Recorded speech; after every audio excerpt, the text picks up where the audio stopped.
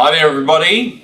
It's Friday afternoon. It's 12:30. Actually, it's 12:34. We're running a little bit late here today. Welcome to P2P Live, which is the employment market update of people to people in Australia and frog recruitment in New Zealand. And we always go live on YouTube, LinkedIn, and Facebook at 12:30 or there or thereabouts on a Friday afternoon. And it is a wonderful sunny winter's afternoon here in Sydney, and I'm sitting in the People to People Sydney office in the dedicated podcast room. So thanks for joining us today. We're packed agenda of things to talk about this afternoon. I wasn't around last week because I was off in the Northern Territory, and which was great. If you've never been, I'd encourage everybody to go head up to Darwin, to Kakadu. I actually went to Darwin and to Catherine Gorge. I think we've got a picture here, don't we, Jacob? Of there we go. That's the peak of Catherine Gorge. That's where I was this time last week, and it was magic. It's a dawn cruise that you can actually do there. It's Nipmaluk National Park. That's the name. That's the indigenous name for actually a mythical creature that created this, and the stories were fabulous as well. But there are crocodiles, and there is now don't panic, it's a freshie, it's just a freshie, don't need to worry too much. He was sunning himself there in the morning, so they have freshwater crocodiles, but there are actually saltwater crocodiles that during the wet season they make their way up.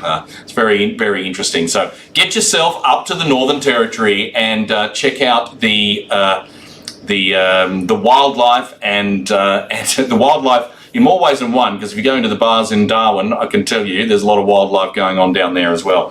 So, but what are we here for this afternoon? What we're going to do is we're going to cover off our usual numbers section, where we'll be going through the unemployment numbers that were actually released this week in Australia, and they were pretty magic.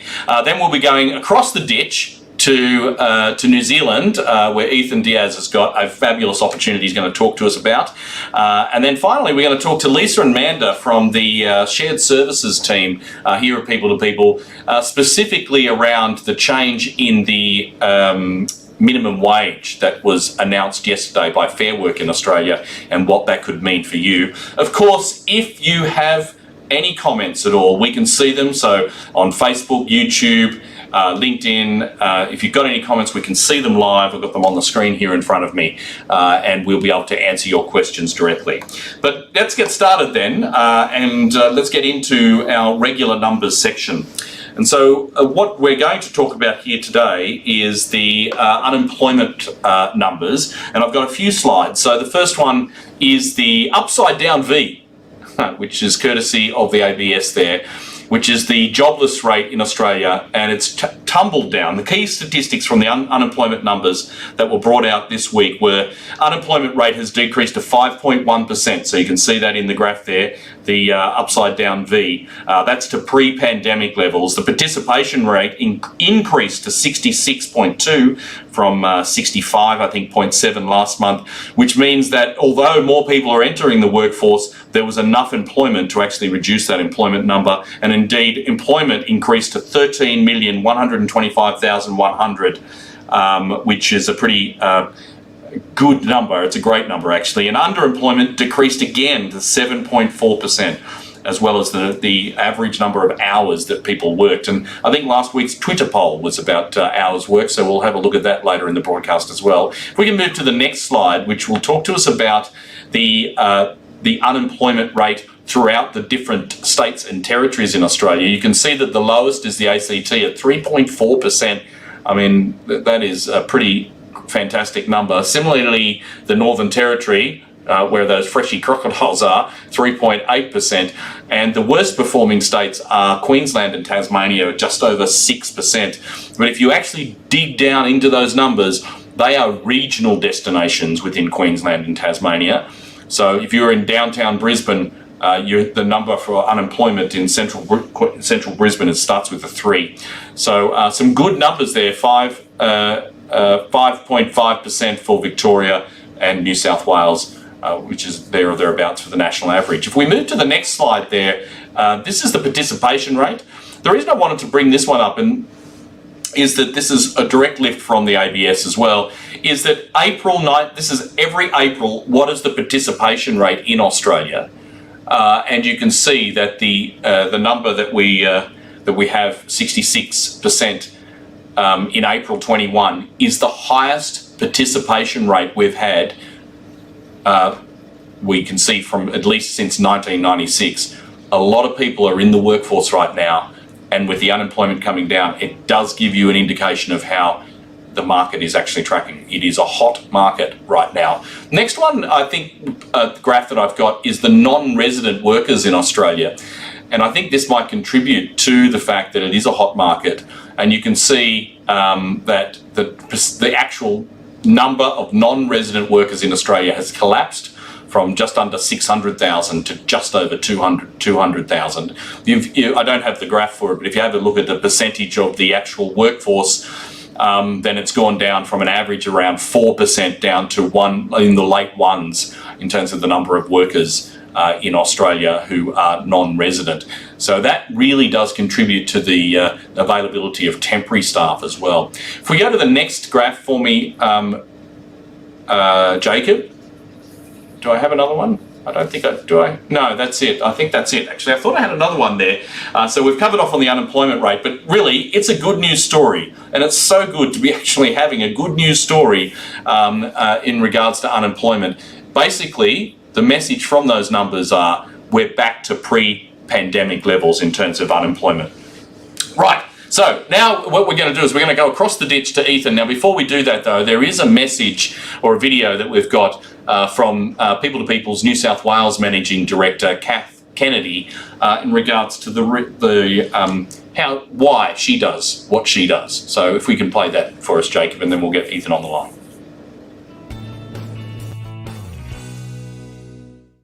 Hello, and thank you for taking the time to apply for a role that's been advertised by the People2People team.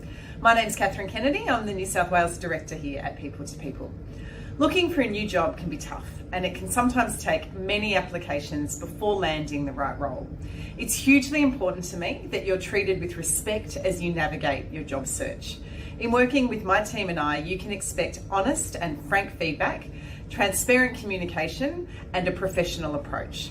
I can't promise that we will find you your next role, but I can promise to act with integrity and to treat you with respect, because everyone deserves that, and that is at the very heart of why I do what I do. For alerts about new jobs as they hit the market, I'd encourage you to subscribe to our job alerts via our website and also to our blog for regular interview tips and market insights. I'd also encourage you to follow us on our social channels. Thank you again for your application. You can expect to hear from one of our team within the next couple of days, and we look forward to working with you. Thanks for watching.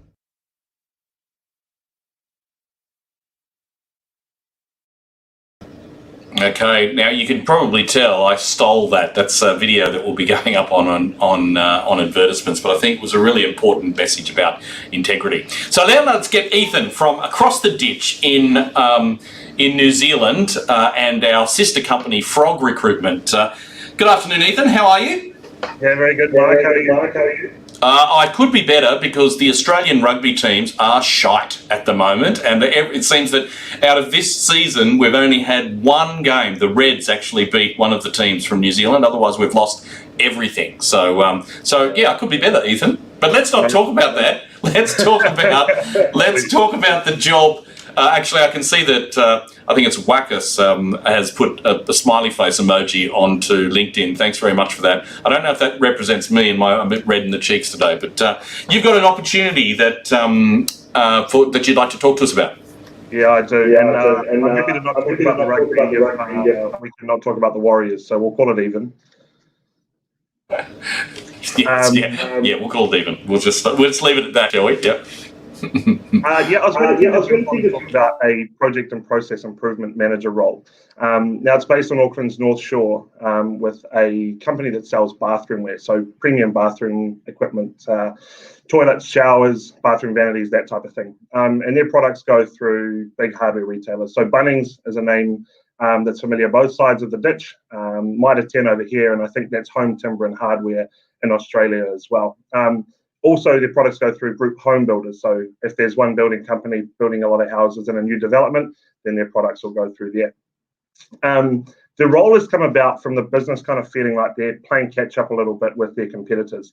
So their idea is that if they can upgrade their technology and automate some of their manual processes, they can kind of close down a bit of ground on their competitors, maybe even overtake in the short term, but that's probably more realistically long term. Critical projects are, upgrading the ERP system, so it's a little bit dated at the moment, and they're not operating with a CRM. So all of their salespeople are working purely on Excel. So there's some advancement to be made in that area. Upgrading accounting software and identifying, I suppose, process improvement in the manufacturing side of the business as well. So there's plenty to it as far as different disciplines and different areas of the business that the role will be involved in. The person will need to have some high-level IT literacy, not technical coding, programming stuff, but definitely in that functional area. And then there's going to be a real importance placed on collaborative, consultative type change management. Their opinion is that a maverick who comes in with an elbows out approach won't really be successful. Some of the inefficiencies are legacy issues, and it's going to take some selling to internal customers to get people to buy into that. So there'll be some personality management as far as project management as well. The role's a little bit rare for this type of role when there's a lot of projects involved, because it's a permanent full-time role. Typically we'll see contracting roles with this type of job description or fixed-term contracts, but they really want someone to get stuck into the business, learn the ins and outs, and have these improvements over time. So it's not come in now and everything has to happen in 12 months. It's a very long-term focus on making sure that they stay in front of their competitors technology-wise. The role is placed between 120 and 135,000, with the car park and the business are big on flexibility. So it's well placed, considering it's a permanent role. You get a lot of stability out of that. And the business is complex enough that, in 2, 3, 4 years, even with these projects, is going to be enough to keep, even very intelligent people engaged. So I think that's important. Now, I'm keen to speak to anyone who thinks they might be a good fit. Sorry if I could just interrupt there for a second. So, Ethan, a lot of our audience is in Australia. So, and I think I think the whole across Tasman transfer of talent is completely underutilized. Like, there's so many people could be going from Sydney or Melbourne or anywhere else in Australia over to Auckland. So if there was somebody in Australia thinking, I wonder, are my skills transferable? Are they transferable across the ditch? Yeah, absolutely. Pretty much voiced my conclusion there. And I think it's important to note a bit of shameless patriotism here. That The Economist has just named Auckland as the most livable city in the world. So any Australian permanent residents or citizens, I think, can come here and work straight away. Are more than welcome to get in touch with me and have a chat. Yeah, great. Okay, my phone just rang there. That's terrible. I can see a couple of comments here. So Pamela, hello. Well, hello. Good afternoon. And Fiona, no, we won't talk about the rugby anymore. And Bianca, here it is. It's a fabulous opportunity across the ditch. So is there anything else, any other benefits that we should be aware of before I let you go? And if somebody wanted to talk to you more about it, how should they get in touch? Phone or email. I think it'll be on the banner down below, or if it's not, the Frog website. It's just come up now. But yeah, very happy to have a chat. Anyone with the skill set, is more important. We can talk about relocation logistics later on. Oh, fantastic. Okay, well, thanks, Ethan. Thanks for joining us. I think it's the first time that you've joined us on Facebook Live. Hopefully, it won't be the last time. But once again, if we can get I think the link to that particular job is in the comments there. So if you're interested then please make sure that you have a look at that and get in touch with Ethan. So now let's move on. We've got, I just wanted to quickly talk about a pretty significant change this week that was announced in Australia, which was an increase in the minimum wage. And so joining us now is Manda Milling, one of the founders of People to People. G'day, Manda. I think you're muted there, Manda, the curse of the 21st century. No, there you are. You're coming back now. And then also we've got Lisa Johnson, who is our shared services manager. And Lisa looks after a lot of our back office functions and particularly our systems. But I know that both Lisa and Manda are all over this issue. So I might just leave you for a second. So if you want to take me off the screen and let you guys, let everybody know about what this minimum wage increase means for everybody. Oh, Lisa, do you want to leave it off? I will. So, as Mark said, happy news. The Fair Work has increased the minimum wage in Australia by 2.5%, which will be most welcome to a lot of people. The on-flow effect of an increase in the minimum wage is that it also affects the minimum award rates for people who are working under modern awards. So, most awards will be having an increase from the 1st of July. However, they are staggering some. So, for example, sporting organisations, their awards don't increase until the 1st of September. And then we have quite a number of awards. I think there's about 22 of them that don't have an increase till the 1st of November. And for the 1st of September, sorry, it was the Retail Award, not sporting. Mm-hmm. It was the Retail Award. And then from the 1st of November, there's 22 awards where the rates will go up, and most importantly, that includes the Hospitality Award. So, and Lisa, and also when does it kick in? I know it's the 1st of July, but when will people see that difference in their bank accounts? They won't see it until the first full pay period after the 1st of July. So the 1st of July is on a Thursday, which is, an inconvenient day for these sorts of things. So most people probably, if they were getting paid weekly, wouldn't see that increase hit their pay packet until the week starting, I think it's the 10th of September, 10th of July. Mm-hmm. And if you are on a salary and above ward, Elisa, does this apply to you? It does not apply to people who are being paid above the minimum award rates. Or for people who are on salaries, unless their salary equivalent is to the award. And I think we've put up a link, Jacob's put up a link there in the comments, then that's from the Fair Work site, so that is from the horse's mouth, as it were. And of course, there's another big change on the 1st of July we all had a chat about a couple of weeks ago, which was to do with superannuation. So that will also be a change for people that are on the minimum award rates or as well. They'll notice a change with that too, won't they? Yes. So what they should see on their pay slips is that they should see an increase in the contribution towards their superannuation. That's right. And once again, I think that's on the Twitter poll. I'm stealing Mark's thunder there, that finding out whether the employer is going to absorb that or that's going to be paid in addition, and everywhere is a little bit different. So Mark will talk a little bit about that as well. So I know another question is what is the minimum award rate? It's going up to, on the 1st to, I wrote this down, $19.84. Now that's the permanent rate. If you're working casually, then you would need to add generally a 25% loading on top of that to see what your base rate is.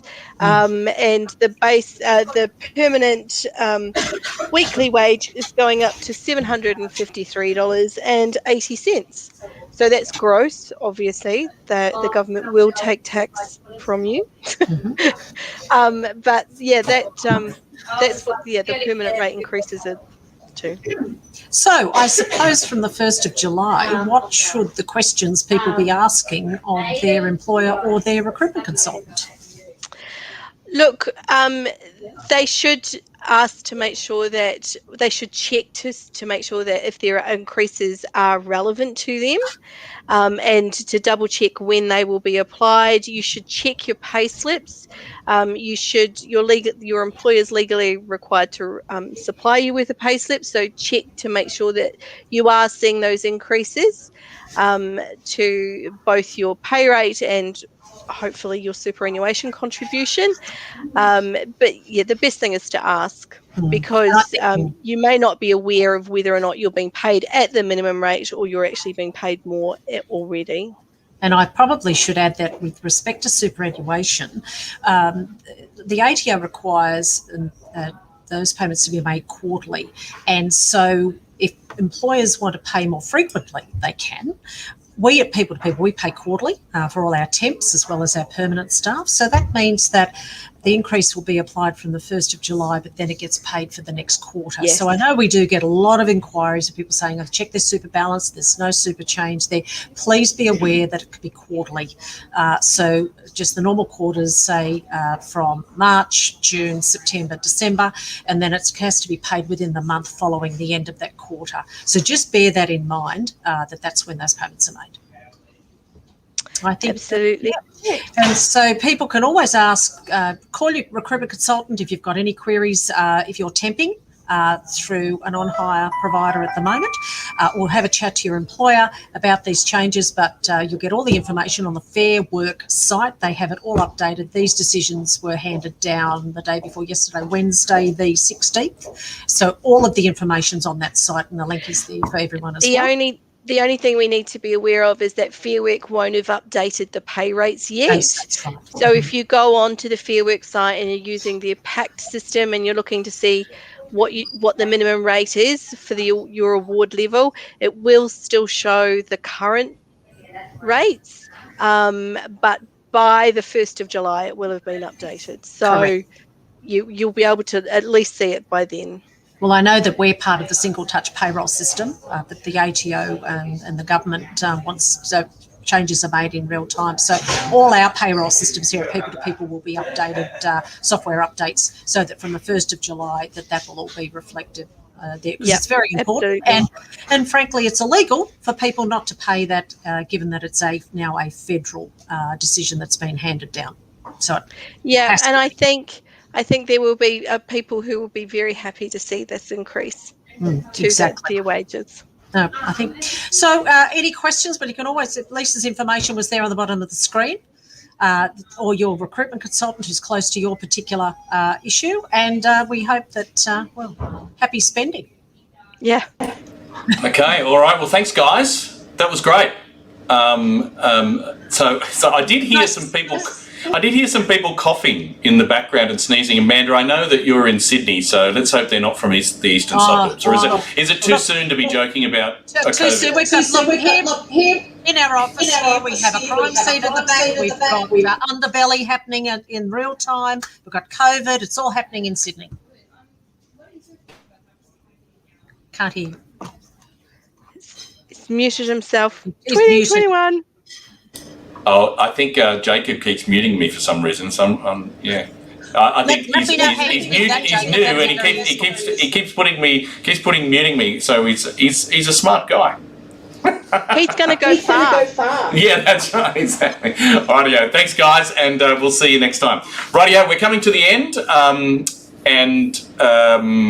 Wakas, that's our pleasure to be sharing the information with you, particularly on new super and minimum wage increases there. So 1 minute, really quickly. Twitter poll from last week. Here's the results. Are you feeling the pressure of end of year financial year and working extra hours?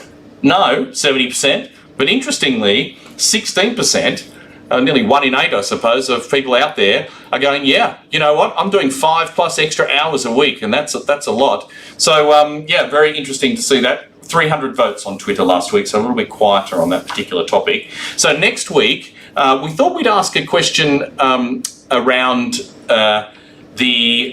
whether the superannuation, the increase that's going from 9.5 to 10% that Amanda was just talking about, will your take-home pay go down with the change in super? So what we're really talking about there is are you going to have to absorb that increase, or is your employer going to give you the extra 1.5% just because super has changed? Let's see what Twitter says, and we'll see how that comes back next week. Righto, very last thing then, I'm 6 seconds over, is I just want to remind everybody that Erin Devlin, the Managing Director of our Victorian operation, has written a book on getting the job that you really want. And I encourage everybody that if you're a job seeker and you're watching this and you'd like to check it out, then there's the link in the comments there to see the book. I think, do we have a picture of Erin there as well? I'm not sure if I sent that through to you, Jacob.